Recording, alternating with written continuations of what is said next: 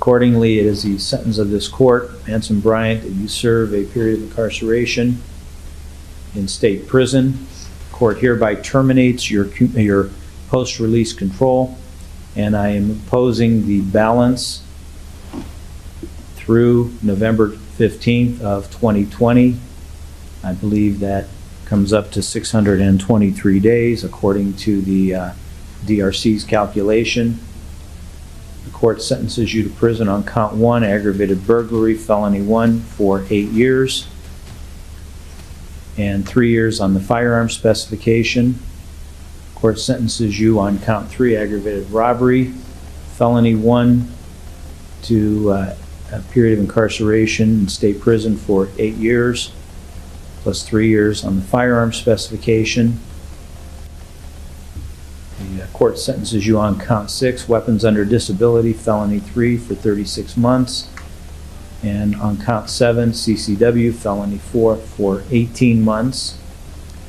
The court makes the 2 weapons charges, count 6 and 7, concurrent with each other and concurrent to all of the other charges, the offenses. However, the court makes the 2 F1s consecutive with one another.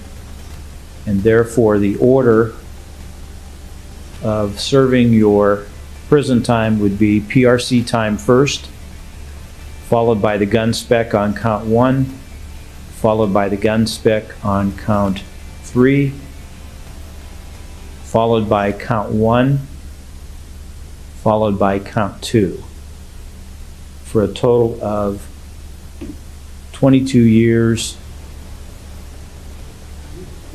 with credit for 231 days. The court determines that you have or will have the ability to pay restitution. Fuck your courtroom, you racist ass bitch! Fuck your courtroom, man! You racist as fuck! You racist as fuck! Nigga, 22 fucking years! You racist ass bitch!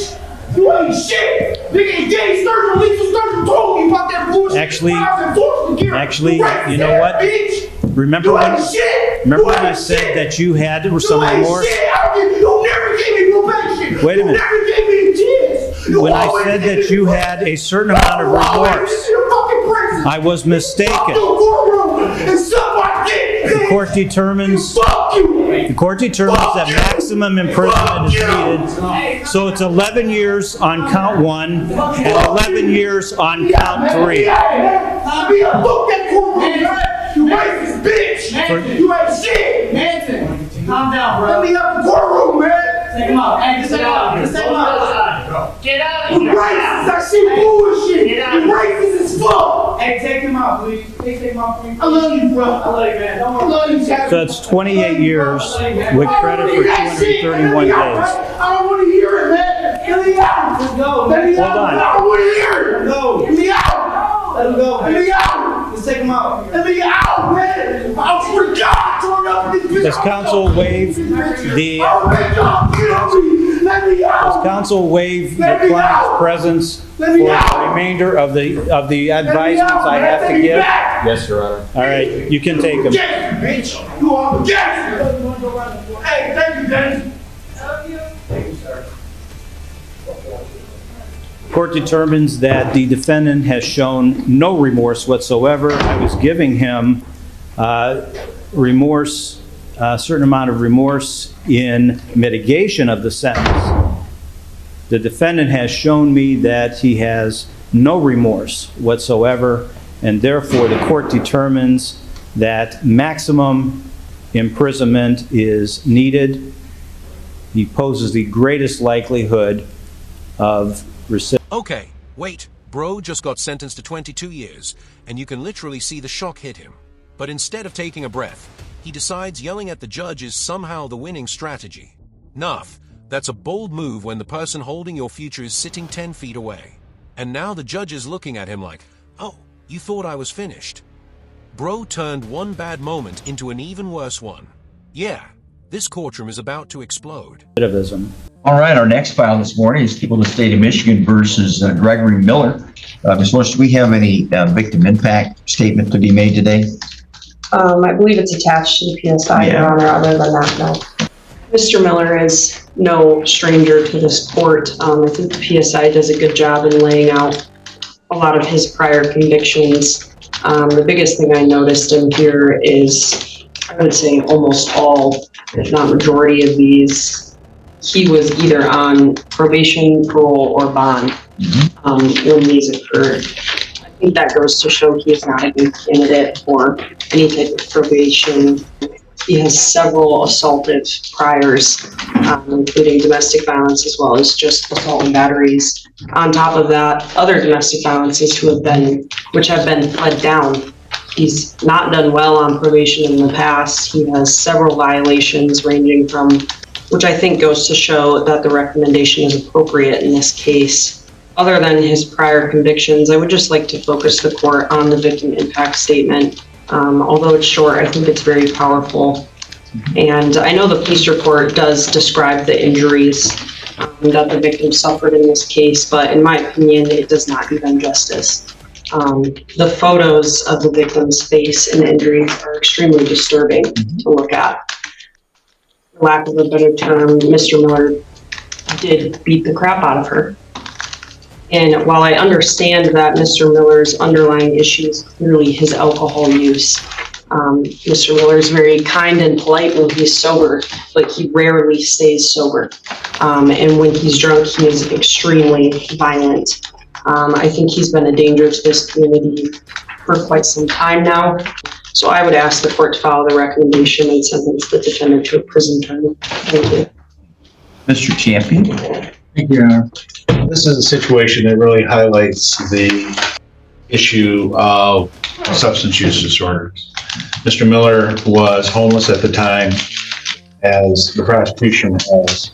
When Mr. Miller is sober and away from alcohol, he's a very polite, helpful, and productive citizen of this community. Unfortunately, when you throw in the substance use disorder with homelessness, this is what we end up with. In no means whatsoever did I intentionally try or mean to harm that woman. She is a fantastic person. She's a great human being and a wonderful woman. Hope she gets the help also that I need, and I'm going to use this time seriously,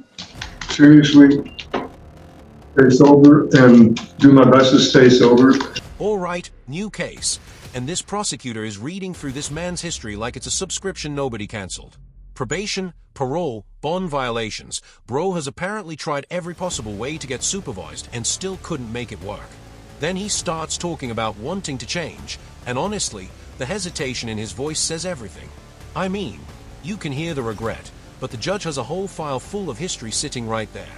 So, is this finally the moment things change? We're about to find out.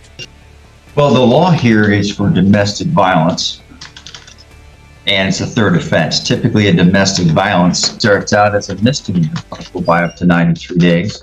But I'll tell you, what I'm looking here at is a domestic violence is any assaultive battery.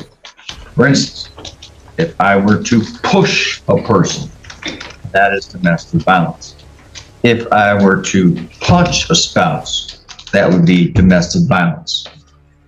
This damaged her retina, gave her 2 black eyes, bruised a couple of her ribs, had a handprint on her right arm. And I do remember the pictures from this because it was a no contest plea. It's a no contest plea. I get to look at the entirety of the report. I don't know if the guidelines here are adequate. I'll tell you, I looked here at your criminal history, and this is one of the longer ones I've seen. This is your 9th domestic violence. 9. You have violated bond, probation, and parole countless times.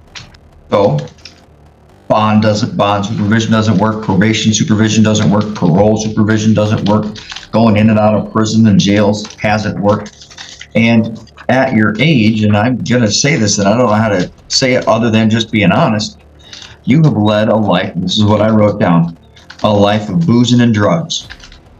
since I was 8 years old. Back since you were 9 years old. You and I are roughly the same age. We're only a year and a half apart. So I look at this and I'm just say it, and here's another thing I wrote down. You are a public drunk. Right? Disorderly persons drinking, drunk all the time in public, and nothing has worked. It's just your criminal history. There are 40 entries, and yes, I know some were dismissed, but 40 entries. You didn't pay for child support. I noticed this one, when you're on probation for failing to pay support, you're arrested on new domestic violence charges. So you drink, you're drunk, and you beat up people. So you got a heck of a benefit by the prosecutor's office, and I 100% believe they probably spoke to the victim and got her permission to enter this plea.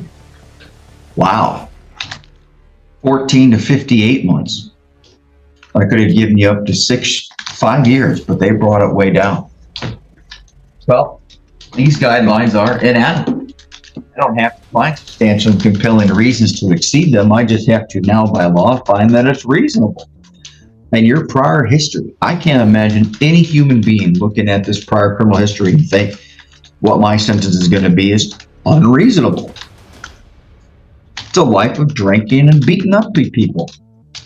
And I wrote down here, you are a danger to women. And there's no reason to think you're not going to get back out and do the same thing, because it is all you have done for a long time. So, well, I'm going to get this $68. Oh, here we go. The judge is done being polite. He's going through the record piece by piece, and every new detail somehow makes the situation worse. 9 domestic violence incidents. 40 entries in the criminal history. Bro, at this point the judge isn't reading a file. He's reading an entire series. And look at the tone now. There's no confusion, no sympathy, just pure disbelief. You can feel the sentence getting heavier with every sentence. Nuff, wait until you hear what comes next. State minimum fee, $130 crime victims rate fund fee. I'm going to add $300 court cost, and because I don't know what else to do, I know what my prison term is going to be. I'm going to add $1,000 fine. Now, some judges will say, why? They're not likely to pay it. Every time I've seen somebody who appeals fines and costs and says it's too much, I haven't seen the appellate courts shoot it down yet. So I'm going to make you have to pay these before you can even get parole. Jury fee, $300. No supervision fee. There's no DNA fee, nothing like that. And I'm going to sentence you to 36 to 60 months. I find that that's not only proportionate and reasonable, I almost think it's inadequate. So, and it does exceed the guidelines by just a couple months, by 7 months. I think that's a reasonable choice. It's lucky that it's not higher. So that's the sentence of the court. Stop beating up on people. All right, sorry, I take that back. Stop beating up on women. Alcohol daily, marijuana, and methamphetamine weekly. Yeah, let's hope you decide to stop doing it. And you've also have been through domestic violence prevention, substance abuse treatment programs, advanced substance abuse treatment programs, and Catholic Human Services. Nothing's worked, so I'm just got to keep you away from people. Hope find sobriety, because you need it. So does everyone else around you. We're here. And there it is, the final decision. The judge hands down the sentence, adds the penalties, and basically says, I've seen enough. So after all those chances, all those programs, and all those warnings, the patience has officially run out. Then that final line, yeah, subtlety has left the courtroom. Bro really turned a lifetime of bad choices into one brutal reality check. Well, that was a complete disaster. If you enjoy stories that go completely off the rails, hit like, subscribe, and I'll catch you in the next one.